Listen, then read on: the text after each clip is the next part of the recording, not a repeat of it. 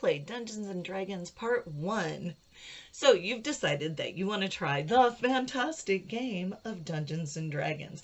Right now, it is 2022, and we are still in the 5th edition of Dungeons and Dragons.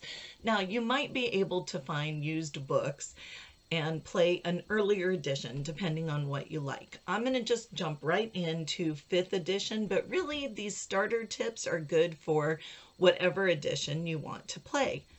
First, let me tell you about the game because not everybody actually knows what Tabletop Dungeons and Dragons is.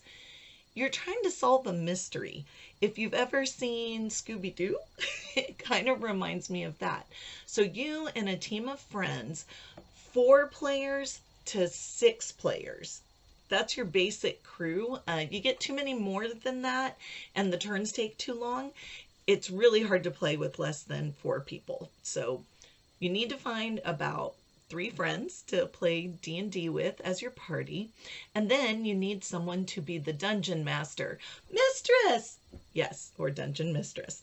So the person who is the dungeon master, they get to play all the NPCs, the non-player characters, and they're telling you the story. You, as the 4 or 6 teammates, you're trying to solve whatever mystery comes up. You're usually starting at some kind of inn or gathering place, and you get hired for a job of some sort. So you kind of have to work with the storyteller to figure out why you would be in this place and why you would want this job. It's a little trickier if you don't know any of the people you're gaming with. You might have different values and beliefs about why you're starting the job. So really, you're creating a character. So how do you create a character? Well, you want to figure out, do you want to be not so smart and hit things really well? Or do you want to be like super smart and maybe not hit things so well? So that's a choice. The other choice is, do you want to be a supporting character so you help other people hit things well? Or do you want to be the person who's like right up in their face hitting things?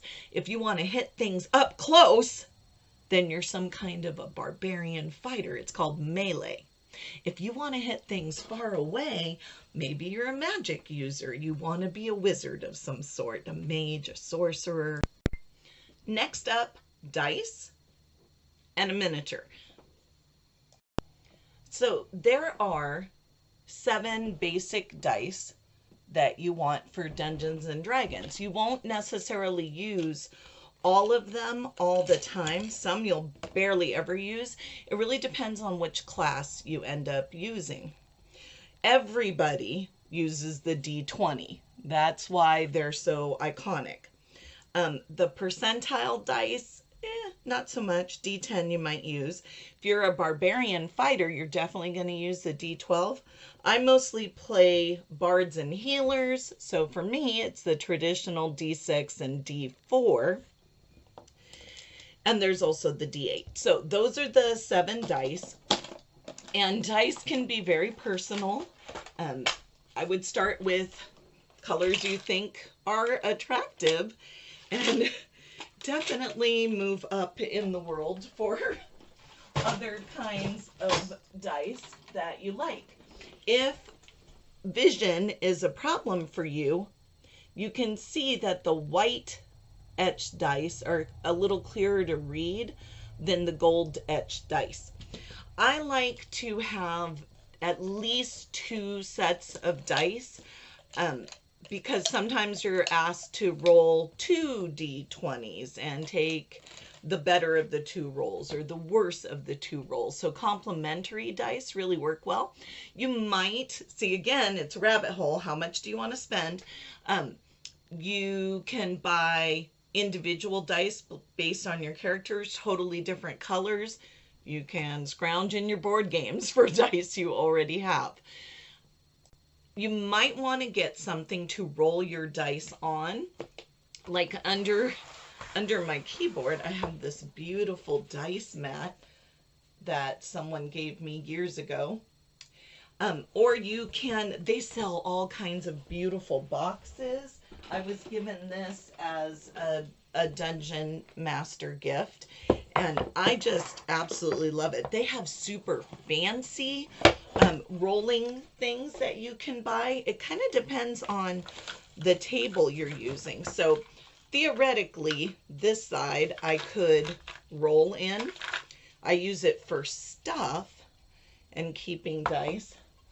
And then the lid, oh, look, felt. So it's quiet and you can roll. They make things like metal dice, which if you're not careful can actually hurt your table. So although like miniature dice are super, super cute, are they legible? Are they readable?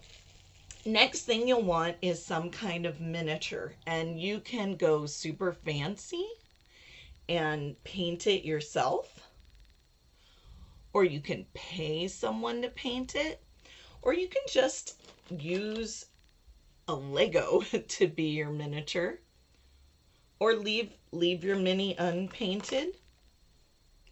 So these miniatures help keep your spot on the board if your DM is using a board. I know some dungeon masters do theater of the mind, and just everything is in your imagination, the dungeon master's imagination. I'm not spatial, so I need maps. Can't find my super little map right now. And you can buy pre-printed maps for the modules. You, again, theater of the mind, or using some kind of a grid mat. I really like these. I write with either dry erase marker or vis-a-vis and just wash it off. So speaking of dry erase marker, vis-a-vis, you want something to organize your character sheets in. So I'm an elementary school teacher, so I use a binder with dividers for my different characters. This is just one of my many binders. Again, you could keep it simple. You don't have to go all crazy. But here's a 5th edition character sheet with all the things that you can do with that character. Try to keep it very simple. There's backgrounds, and then here's a spell sheet. You can invest in spell cards if you like, and I'll show you those in a minute. I wanted to show, a lot of times when you're gaming, you end up with little certificates, we call them certs, or background sheets, maps. You want paper to take notes on. I use a lot of index cards for myself.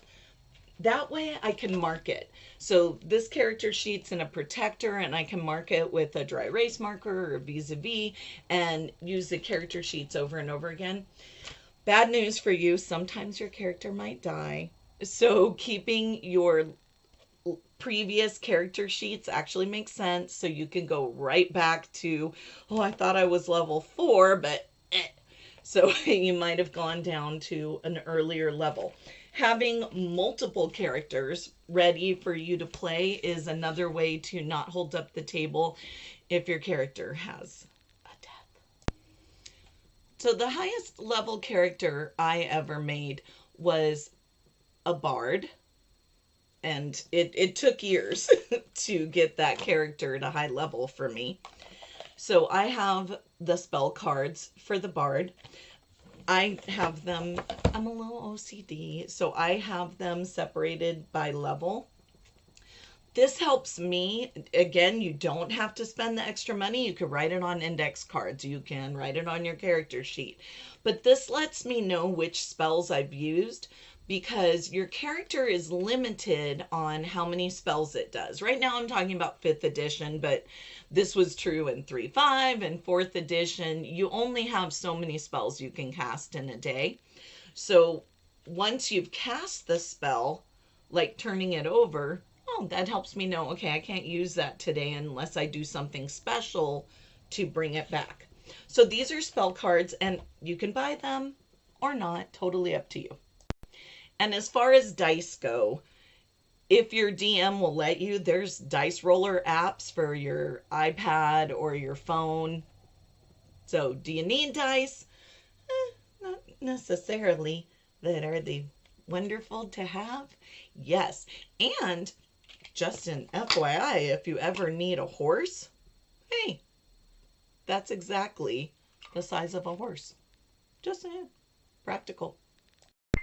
So I hope for the things that you are going to purchase that you support your local game store. You'll need some kind of a module. This one I've had for a long time. You definitely want to look and see. This one says it's for characters 6th through 8th level. You're welcome to run your game like that. I wouldn't.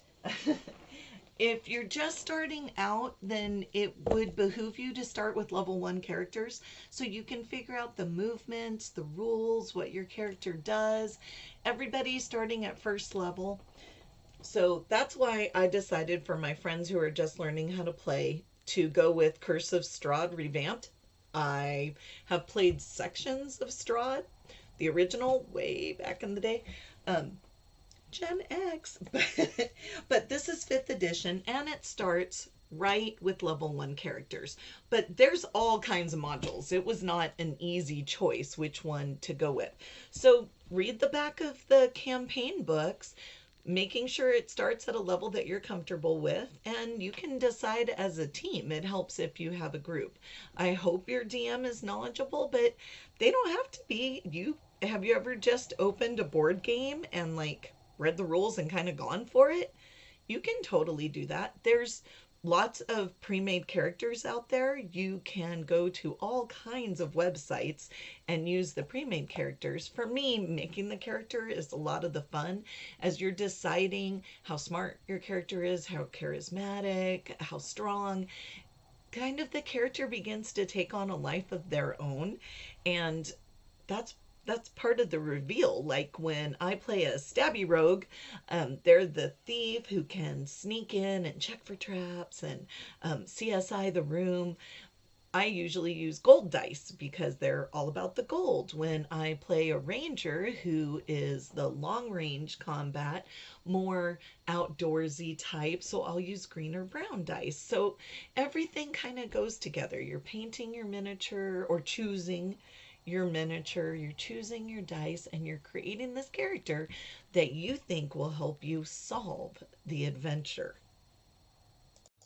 Or instead of using the player's handbook, the physical copy, you can use the online version, D&D Beyond, and it has the player's handbook. You can sign up and pay for access to the character builder. You can make some characters for free or even use their pre-gen characters. So if you want to go totally digital, there's also D&D Beyond. Okay, we're at the end of part 1. To sum up, to start playing Dungeons and Dragons, you need the player's handbook, whether the physical version or the online version, and then you need someone to be your dungeon master. So they will have the Dungeon Master's Guide, again, physical or virtual, and you need some kind of module to run. You can buy some kind of module, or again, on D&D Beyond, they actually have this same module for free for access. So digital, physical. If you want to start playing Dungeons and Dragons, there are so many resources out there. Come back for part 2 where I walk you step by step in creating your first character.